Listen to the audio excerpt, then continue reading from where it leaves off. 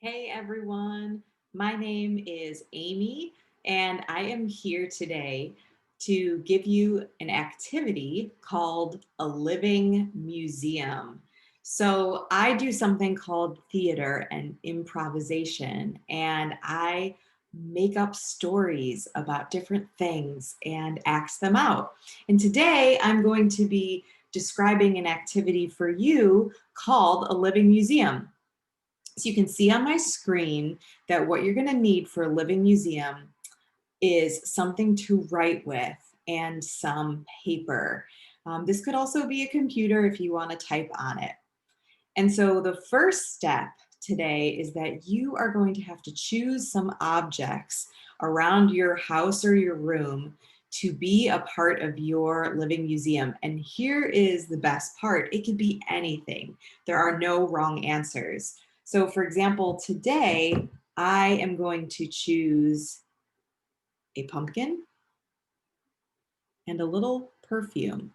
Those are the objects that I had lying around my house.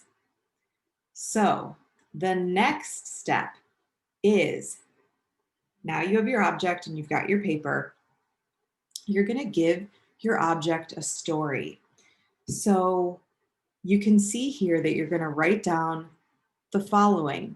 Where was your object born? So this is This is, I'm going to actually go to number 2. What is its name? This is Pauline the pumpkin. And Pauline the pumpkin was born in a North Carolina field. And let's look at our next question. What does it love to do? So Pauline the pumpkin was born in a North Carolina field, and she loves to dream about Halloween. So I'm going to add some more details. You can add as many details about your object's life as you want. So I think Pauline has always really wanted to be a jack-o'-lantern. And she really, really, really wants to be a scary jack-o'-lantern. So she loves to imagine the ways that she could become a scary jack-o'-lantern, what her face might look like, and who might carve her.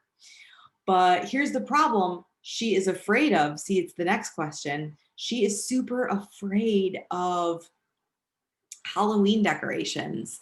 So even though she wants to become a Halloween decoration, she's also afraid of them. And now I would do the same thing for my perfume. So this is Pepe Le Pew, the perfume, named after the cartoon character Pepe Le Pew. And so I'm going to do the same thing. I'm going to think about where Pepe Le Pew was born. I'm going to say maybe France because they make a lot of perfume in France. And I've named it already, Pepe.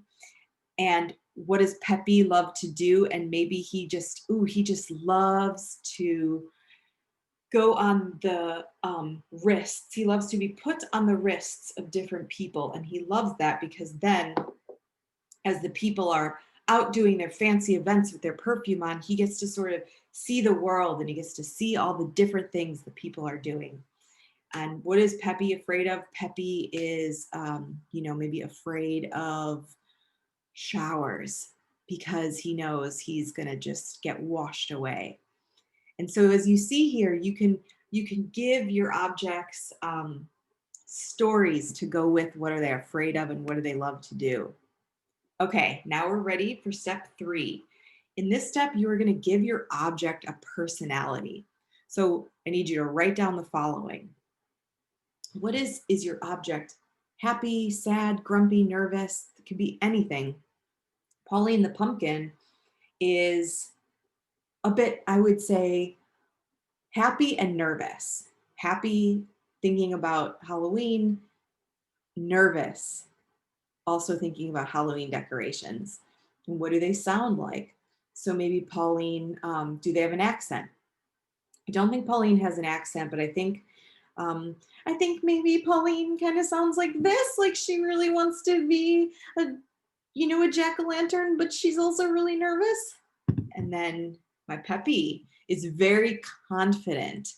And what does confidence mean, right? It means Pepe holds his shoulders up high, and he's not really afraid of much. And he really um, he's very direct and clear.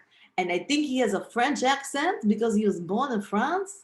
And he is very, very quick to tell you all the things you need to know about people's wrists.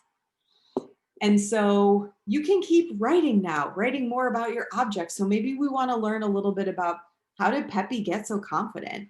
You know, was Peppy maybe the popular little perfume in the perfume group? Maybe there's a specific story. Maybe Pauline has a little story that I can write about that describes why is she so nervous? Why does she like Halloween? You can write as much as you like about your objects.